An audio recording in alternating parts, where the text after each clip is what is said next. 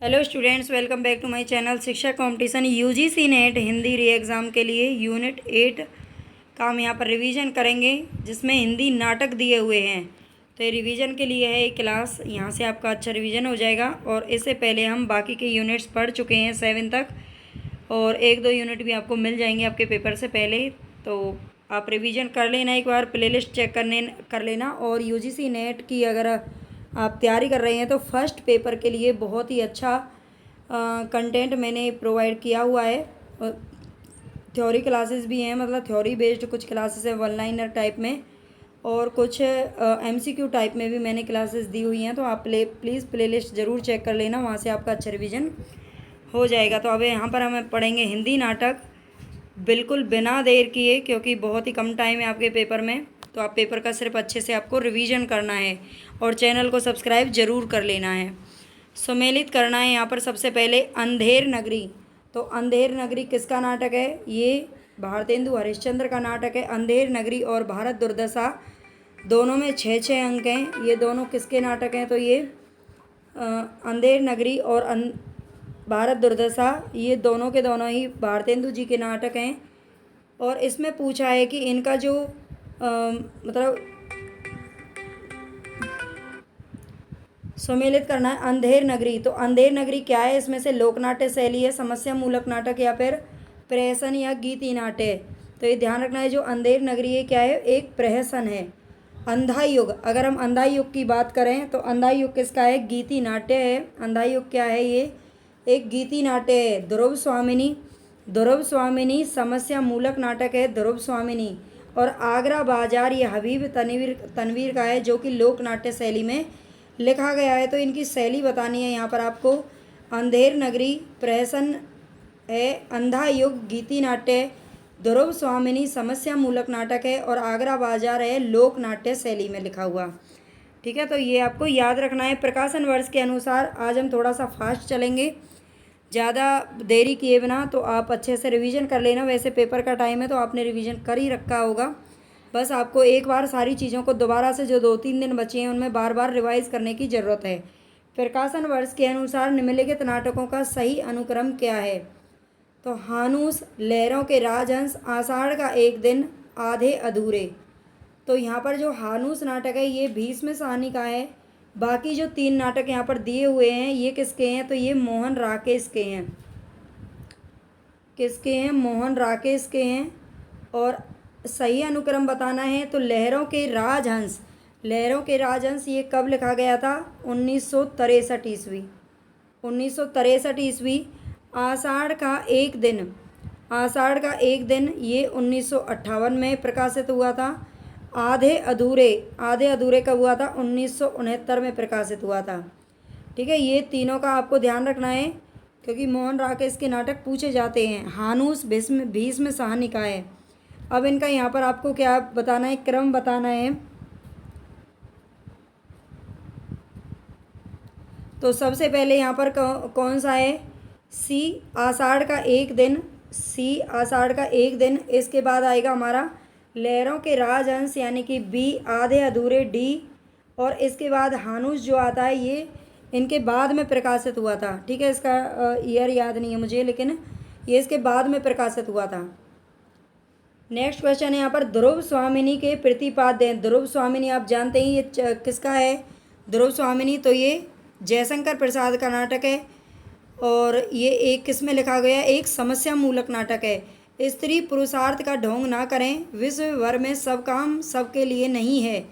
प्रेम में अपना सर्वस्व निछावर करने वाली स्त्रियां कभी ऐसाएं नहीं होती हैं। स्त्री उपहार में देने की वस्तु नहीं है, पुरुष उसे अपनी पशु संपत्ति समझकर अत्याचार ना करे। स्त्री को अपने चुनाव और निर्णय की क्या है? स्वतंत्रता है। तो इनमें से बताएं ध्रुव स्वामिनी के बारे में जो सही कथन है। तो इसमें एक तो ये कहा गया है कि स्त्री उपहार में देने की वस्तु नहीं है, पुरुष उसे अपनी निजी या पशु संपत्ति ना समझे और उस पर अत्याचार ना करे। ये बिल्कुल ध्रुव स्वामिनी में ही कहा गया है। स्त्री को अपने चुनाव और निर्णय की क्या है? स्वतंत्रता है। ये जयशंकर प्रसाद के द्वारा स्त्री की मतलब उस पर स्वतंत्रता पर बल दिया गया था।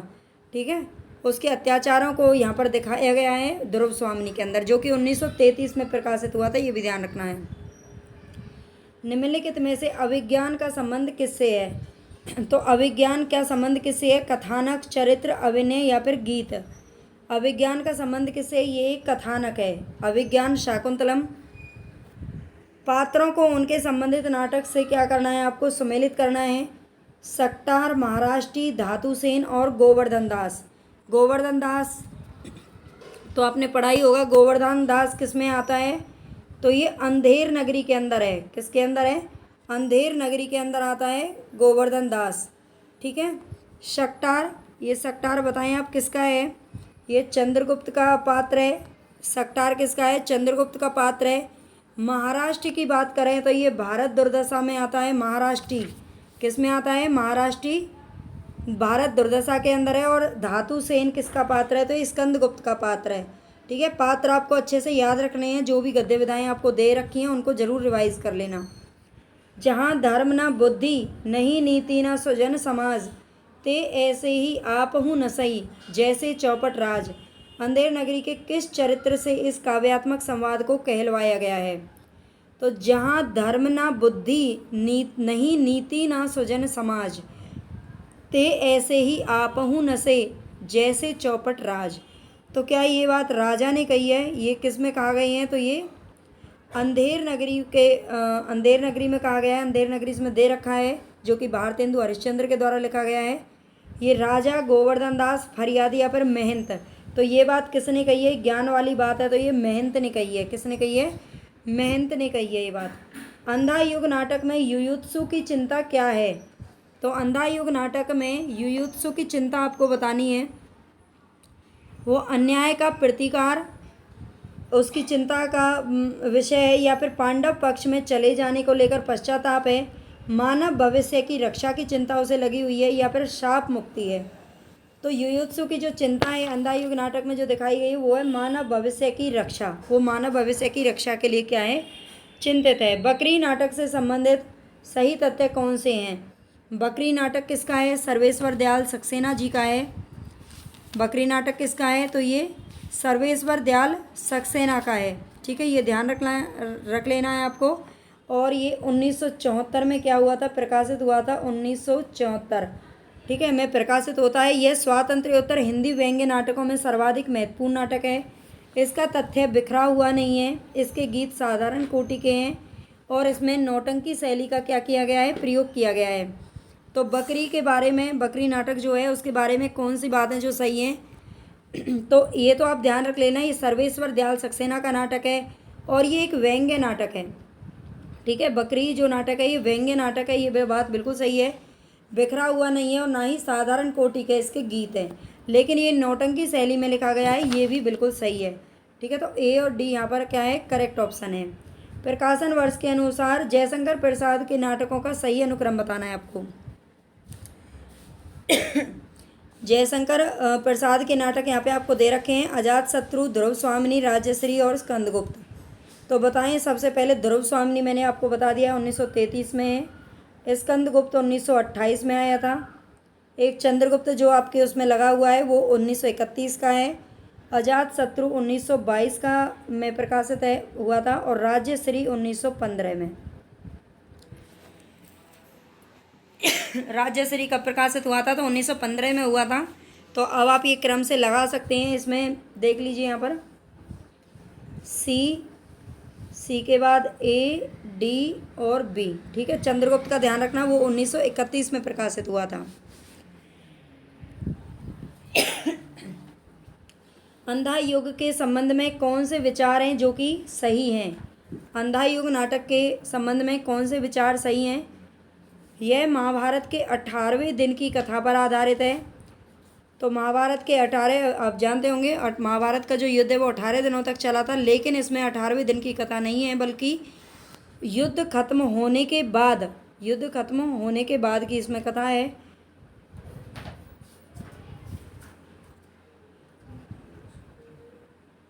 नहीं, ये 18वें दिन की कथा पर आधारित है, ये बात इसकी सही नहीं है और ये बाद की भी कथा नहीं है। तो आधुनिक भावबोध को रूपायित करने वाले नाटकों में अंधा युग विशेष रूप से उल्लेखनीय है। इसमें बहिर्द्वंद्व और अंतर्द्वंद्व विकराल रूप में मौजूद हैं। अंधा युग आधुनिक त्रासदी को व्यक्त करता है। तो बताइए इसमें कौन से बातें जो बिल्कुल सही हैं। ये अंधा युग जो नाटक है ये आधुनिक भावबोध को रूपायित करने वाले नाटकों में विशेष रूप से उल्लेखनीय है। और अंधा युग जो है ये क्या करता है, बहिर्द्वंद्व और अंतर्द्वंद्व विकराल रूप में मौजूद हैं इसके अंदर। ठीक है, ये अंधा युग में दिखाया गया है। अगर हम अंधा युग नाटक की बात करें तो 1955 में प्रकाशित हुआ था। इनके प्रकाशन वर्ष भी आपको क्या रखने हैं, याद रखने हैं।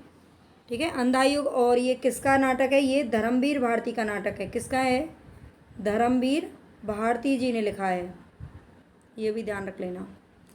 धर्मवीर भारती के द्वारा लिखा गया है अंधा युग, जो कि 1955 में प्रकाशित हुआ था।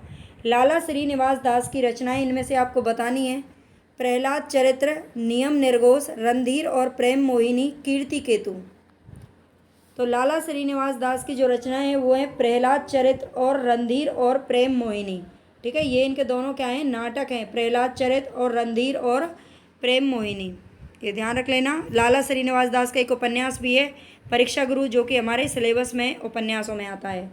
चंद्रगुप्त नाटक में किस चरित्र की बात पर प्रतिक्रिया व्यक्त करते हुए चाणक्य ने कहा था।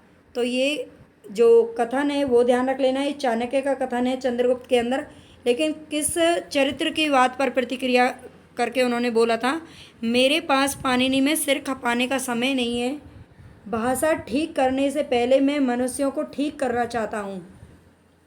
तो ये बात किसकी बात पर प्रतिक्रिया उत्तर देते हुए उन्होंने बोला था, राक्षस, सिंगरन, एनिसा क्रिटिस या वर रुचि।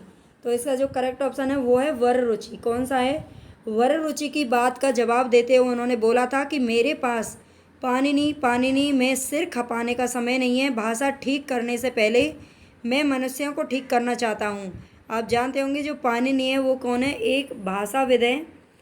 ठीक है, उन्होंने भाषा मतलब व्याकरण लिखा था, तो इसीलिए उन्होंने ये बात कही थी। भारत दुर्दशा के आखिरी अंक में भारत भाग्य क्या करता है। भारत दुर्दशा किसका नाटक है, तो ये भारतेंदु हरिश्चंद्र जी का नाटक है, जो कि 1880 में प्रकाशित हुआ था।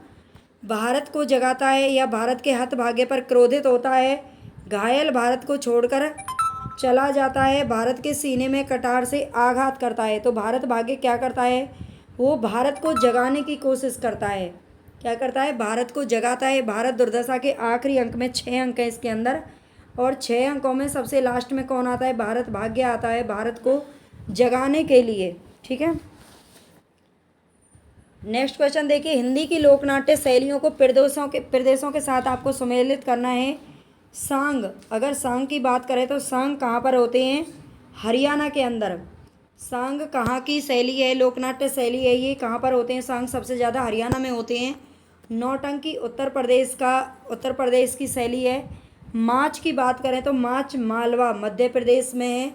नाचा ये कहाँ की शैली है, तो ये छत्तीसगढ़ की शैली है। ठीक है, ये भी आपसे पूछे जा सकते हैं, इनका ध्यान रख लेना। अभिजात्य वर्गीय परिवार की कठोर अनुशासनबद्धता के जुल्म और विद्रोह तथा मशीनी जिंदगी से मुक्ति का चित्रण निम्नलिखित में से किस नाटक की विषय वस्तु है। कैद, अलग अलग रास्ते, अंजो दीदी या फिर उड़ान। तो ये आपने अच्छे से पढ़ लिया होगा। जो अंजो दीदी नाटक है, किसका है ये अंजो दीदी नाटक, तो उपेंद्र नाथ अस्क का है। उपेंद्र नाथ अस्क जी ने नाटक लिखा था अंजो दीदी, जिसमें जो अंजो दीदी होती हैं वो एकदम बिल्कुल मशीन की तरह होती हैं। वो एकदम घड़ी के अनुसार, मतलब पूरे अनुशासन में वो सारे जो परिवार के सदस्य हैं उनको बांध के रखना चाहती है, और उसकी जो ज़िंदगी है वो इतनी एकदम एक मशीन की तरह हो गई है। टाइम से मतलब जगना, टाइम से सारी चीज़ें करना। ठीक है, तो मशीनी ज़िंदगी से मुक्ति का चित्रण किसने किया है, उपेंद्र नाथ अस्क ने किया है अंजो दीदी नाटक के अंदर। और ये कब प्रकाशित हुआ था, तो 1954-55 दोनों ही ईयर इसमें आते हैं। 1954-55 में ये प्रकाशित हुआ था। नेक्स्ट क्वेश्चन देखिए। एक और द्रोणाचार्य में द्रोणाचार्य के कथन क्या हैं। एक और द्रोणाचार्य, इसके लेखक आप जानते होंगे। नाटककार कौन है इस नाटक के? तो शंकर शेष हैं। किसने लिखा था ये नाटक? शंकर शेष ने लिखा था। और एक और द्रोणाचार्य की अगर हम प्रकाशन वर्ष की बात करें तो 1977 में प्रकाशित हुआ था। ठीक है, 1977 में प्रकाशित हुआ था। ये शंकर शेष के द्वारा लिखित है। उस दिन भूख मेरे सिद्धांत से बड़ी हो गई, राजकीय अन्न की दास्तां ने मेरा विवेक खरीदा, व्यवस्था उसकी पीठ थपथपाती थी। याद है जब तुमने विरोध की भाषा अपनाई, सत्ता ने तुम्हारे अस्तित्व पर सीधे हमला किया, इसलिए विरोध मत करो। ठीक है, तो एक और द्रोणाचार्य में द्रोणाचार्य क्या कहते हैं कि उस दिन भूख मेरे सिद्धांत से क्या हो गई थी? बड़ी हो गई थी।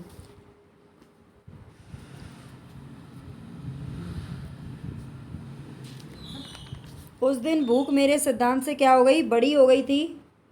और राज की अन्न की दास्तान ने मेरा क्या खरीद लिया था? विरोध खरीद लिया, मतलब विवेक खरीद लिया था। राज की अन्न की दास्तान ने मेरा विवेक खरीद लिया था। ठीक है, तो ये दोनों ही जो बात हैं वो इसमें क्या हैं? सही हैं।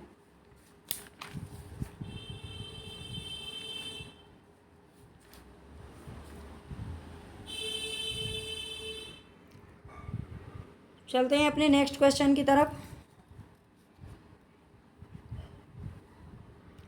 इनमें से कौन सा निबंधकार है जो कि द्विवेदी युग का नहीं है? द्विवेदी युग, ये आप याद रखना कि जो द्विवेदी युग का नाम है वो किसके नाम पर रखा गया था? तो महावीर प्रसाद द्विवेदी के नाम पर। और इसका जो काल है वो 1900 से 1918 तक माना जाता है। माधव प्रसाद मिश्र, गोविंद नारायण मिश्र, कुबेरनाथ राय और अध्यापक पूर्ण सिंह। तो कौन सा निबंधकार है जो द्विवेदी युग का नहीं है? तो ये है कुबेरनाथ। इनमें से कौन सा निबंधकार है जो कि द्विवेदी युग का नहीं है? माधव प्रसाद मिश्र, गोविंद नारायण मिश्र, कुबेरनाथ राय और अध्यापक पूर्ण सिंह। तो जो कुबेरनाथ राय जी हैं वो कौन है? द्विवेदी युग के कवि नहीं हैं। ठीक है, निबंधकार नहीं है। बाकी माधव प्रसाद मिश्र, गोविंद नारायण मिश्र और अध्यापक पूर्ण सिंह, ये तीनों क्या हैं? निबंधकार हैं। नेक्स्ट देखिए, सुमेलित करना है आपको यहाँ पर। ये एक और द्रोणाचार्य जो आपका नाटक है उसमें से लिया गया है सारे कथन। तो कौन से कथन है जो किसने कहे थे उनसे आपको मैच करना है। विदुर, विदुर क्या कहते हैं? विदुर क्या कहते हैं? विदुर आप जानते हैं, एक तो रामायण में विभीषण और महाभारत के अंदर विदुर, ये दोनों एकदम अच्छे धर्म नीति वाले इंसान थे, है ना, अच्छे थे। हर किसी को समझाने का इन्होंने प्रयास किया लेकिन नहीं माना। तो विदुर क्या कहते हैं?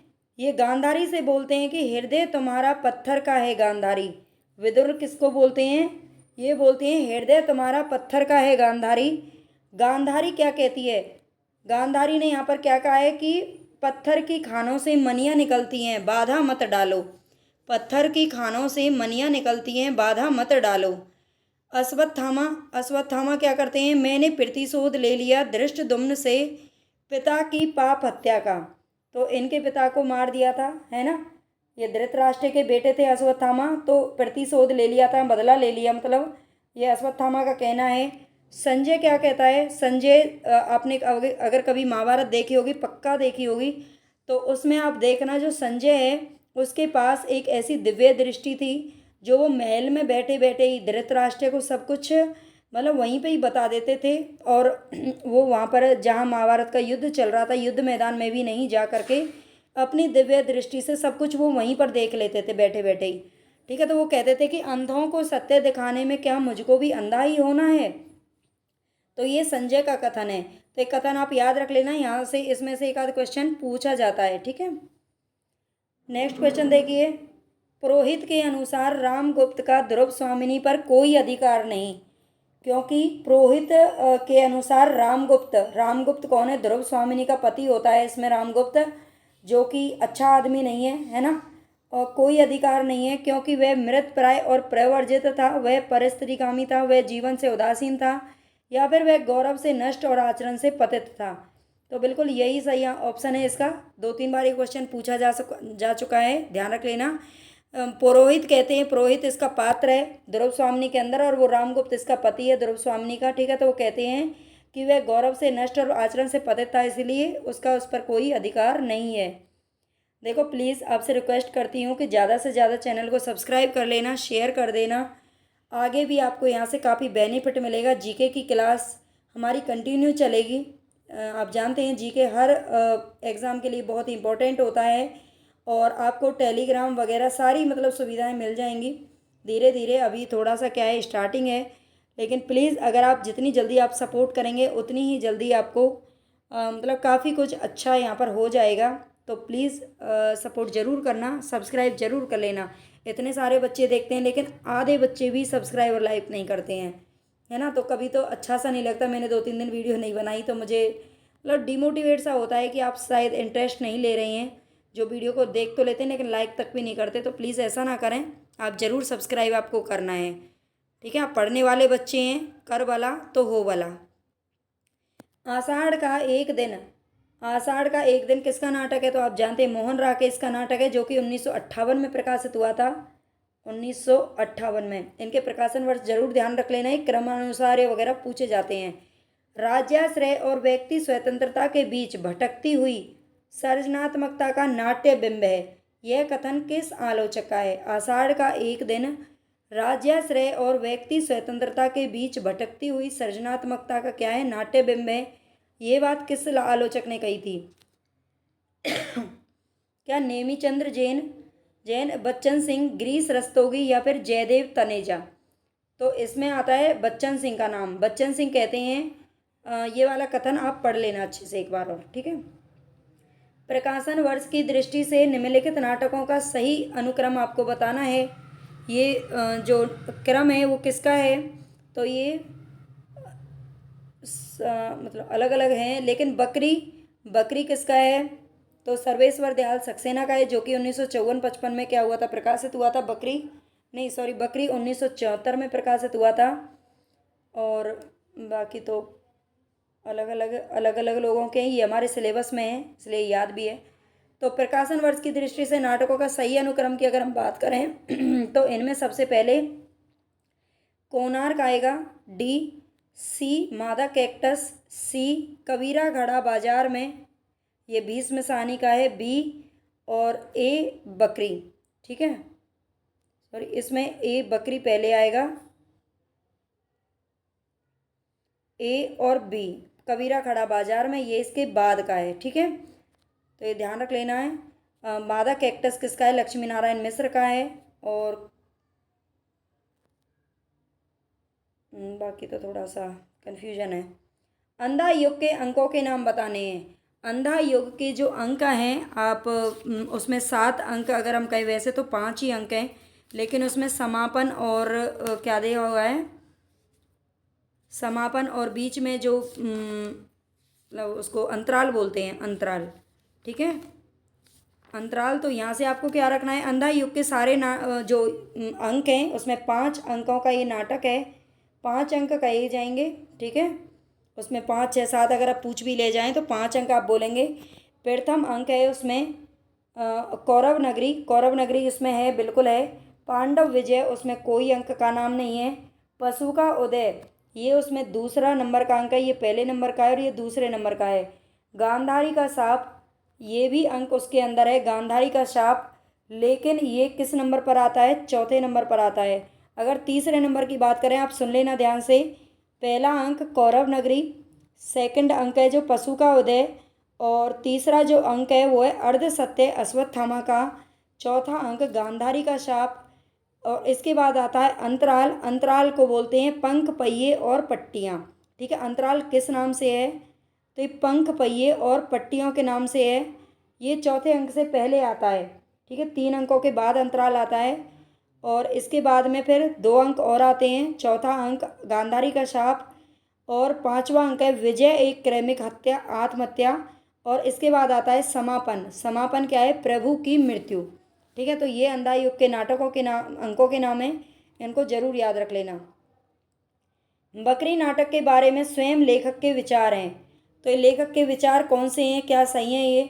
यह मतलब सर्वेश्वर दयाल सक्सेना जी ने खुद ने कहा है कि यह नाटक ना लिखा जाता यदि हिंदी में कोई ऐसा नाटक होता जिसमें जन चेतना को लोक भाषा और लोक रूपों के माध्यम से सामाजिक न्याय के साथ जोड़ने का एक नया व्याकरण देखने को मिलता।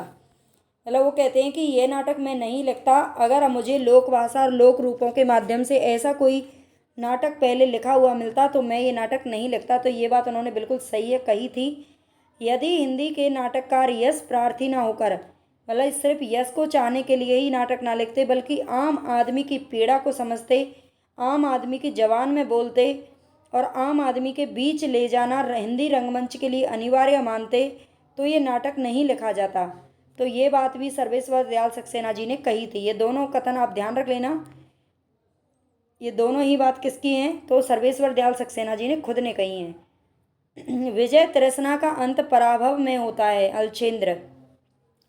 विजय तृष्णा का अंत पराभव में होता है, अलचेंद्र। राज सत्ता सुव्यवस्था से बढ़ सकती है, केवल विजय से नहीं। ये विचार चंद्रगुप्त के किस चरित्र का है? चंद्रगुप्त नाटक का अगर प्रकाशन वर्ष की बात करें तो 1931 है, जयशंकर प्रसाद के द्वारा लिखा हुआ है। और ये जो कथन है वो किसका है? विजय तृष्णा का अंत पराभव में होता है, अलचेंद्र। ये दंडायन का कथन है। किसका है? दंडायन का कथन है। अंधेर नगरी के आधार पर कहा जा सकता है कि भारतेंदु की साहित्य संबंधी अवधारणा है। अंधेर नगरी 1881 में प्रकाशित हुआ था, ये ध्यान रख लेना। भारत दुर्दशा 1880 और अंधेर नगरी 1881। भारतेंदु की साहित्य संबंधी अवधारणा क्या है? साहित्य बैठे ठालों का विलास है? बिल्कुल नहीं। साहित्य नागर जनों के मनोरंजन हेतु है? बिल्कुल नहीं। साहित्य ग्रामीण जनों की शिक्षा के लिए? ऐसा भी नहीं है। साहित्य की सामाजिक भूमिका होती है? तो ये बात बिल्कुल करेक्ट है। ठीक है, साहित्य की सामाजिक भूमिका होती है, ये अंधेर नगरी के आधार पर कहा जा सकता है। स्कंदगुप्त नाटक में देवसेना द्वारा गाए गए गीत कौन कौन से हैं? स्कंदगुप्त नाटक में देवसेना कौन से गीत गाती है? तो ये 1933 में प्रकाशित हुआ था। मैं बार बार आपको रिपीट करा रही हूँ ताकि आपको अच्छे से याद हो जाए। भरा नैनों में मन में रूप, किसी छलिया का अमल अनूप। माझी साहस है खेलोगे, जर्जर तरी भरी पथिकों से, जड़ में क्या खोलोगे। शून्य गगन में खोजता जैसे चंद्र निराश, राका में रमणीय यह किसका मधुर प्रकाश। तो ये वाला गीत वो गाती है और ये वाला गीत गाती है। देवसेना ये दोनों गीत गाती है कि भरा नैनों में मन में रूप, किसी छलिया का अमल अनूप, शून्य गगन में खोजता जैसे चंद्र निराश, राका में रमणीय यह किसका मधुर प्रकाश। तो ये देवसेना के द्वारा गाए गए गीत है, ध्यान रखना इनको। नारी का आकर्षण पुरुष को पुरुष बनाता है, तो उसका अपकर्षण उसे गौतम बुद्ध बना देता है। यह संवाद अंश किस नाटक से लिया गया है? तो कौन सा ऐसा नाटक है? ये मोहन राकेश के नाटक हैं सारे। यहाँ पर सारे तो नहीं है। ध्रुव स्वामिनी किसका है? ध्रुव स्वामिनी और ये जयशंकर प्रसाद के हैं। तो ये किस नाटक का है? लहरों के राजहंस। इसमें लहरों के राजहंस में क्या होता है, जो नंद होता है वो बाद में गौतम बुद्ध बन जाता है। ठीक है, मतलब बुद्ध की राह पर चलने लगता है। तो लहरों के राजहंस में ये कथन कहा गया है। सिंदूर की होली के किस पात्र ने विधवा मनोरमा का हाथ जीवन भर अविवाहित रहने के लिए पकड़ा, ना कि उसे अपनी स्त्री बनाने के लिए? तो सिंदूर की होली ये किसका कथन है, मतलब ये किसका है? तो लक्ष्मी नारायण मिश्र का है। लक्ष्मी नारायण मिश्र, ये लक्ष्मी नारायण लाल। हाँ, हमने एक अभी ये मादा कैक्टस पढ़ा था, वो मादा कैक्टस किसका है? तो लक्ष्मी नारायण लाल का है। मादा कैक्टस किसका है? तो ये लक्ष्मी नारायण लाल का था। और लक्ष्मी नारायण मिश्र का है सिंदूर की होली। वहाँ पे थोड़ा सा मुझे भी कन्फ्यूजन हो गया था। ठीक है, लक्ष्मी नारायण मिश्र का है। ये किसका है? मिश्र का है। सिंदूर की होली नामक नाटक है जो। और ये कब प्रकाशित हुआ था? तो 1934 ईस्वी में प्रकाशित हुआ था। ये भी ध्यान रख लेना। 3 अंकों में विभाजित है। 3 अंकों में विभाजित है। ठीक है, सिंदूर की होली, इसमें 3 ही शब्द हैं। सिंदूर की होली 3 अंकों में। ठीक है, ये किस पात्र ने इसमें विधवा मनोरमा का हाथ पकड़ा था? तो ये सारे जो पात्र हैं वो इसी के हैं, ये भी ध्यान रख लेना। मुरारी लाल, मनोज शंकर, रजनीकांत और भगवत सिंह। लेकिन इसका हाथ किसने पकड़ा था? मनोज शंकर ने। किसने पकड़ा था? मनोज शंकर ने। मर्यादा मत तोड़ो, तोड़ी हुई मर्यादा कुचले हुए अजगर सी, गुंजलिका में कौरव वंश को लपेट कर सूखी लकड़ी सा तोड़ डालेगी। अंधा युग का यह संवाद किसका है? मर्यादा मत तोड़ो, तोड़ी हुई मर्यादा कुचले हुए अजगर सी, कुचले हुए अजगर सी गुंजलिका में कौरव वंश को लपेट कर क्या कर डालेगी? मार डालेगी, है ना, उनको सूखी लकड़ी सा तोड़ डालेगी। तो ये वाला जो कथन है अंधा योग का है ये, और ये किसने कही थी ये वाली बात, बताएं। आप जानते हैं महाभारत में एक ऐसे पात्र थे जो बार बार सबको समझाने का काम कर रहे थे। वैसे तो कृष्ण ने भी समझाने की कोशिश की थी, लेकिन ये विदुर का रोल इसमें सबसे ज़्यादा है, और उन्होंने कहा था मर्यादा मत तोड़ो, ठीक है, नहीं तो कौरव वंश का क्या हो जाएगा, विनाश। निम्नलिखित में से नुक्कड़ नाटक के विषय में क्या सही नहीं है। नुक्कड़ नाटक जो खेले जाते थे उनके विषय में बताना है। राजनीतिक प्रतिबद्धता, कला के लिए कला, जीवन के लिए कला, ब्रेख्त के नाटक के निकट होना। तो नुक्कड़ नाटक के विषय में क्या सही नहीं है, कला के लिए कला, कला के लिए कला जो है वो इसमें सही नहीं है, बाकी की सारी चीज़ें जो करेक्ट है, ठीक है। तो आज हमारे यहाँ पर नाटकों के 30 क्वेश्चन मैंने यहाँ पर लिए हैं। आई होप आपके लिए वीडियो काफ़ी हेल्पफुल रहे, और बाकी इसके अलावा आप मतलब प्लेलिस्ट अगर आपने नहीं देखी है, नए बच्चे हैं तो प्लीज़ प्लेलिस्ट ज़रूर चेक कर लेना। फर्स्ट पेपर के लिए भी आपको बहुत अच्छा रिवीजन हो जाएगा।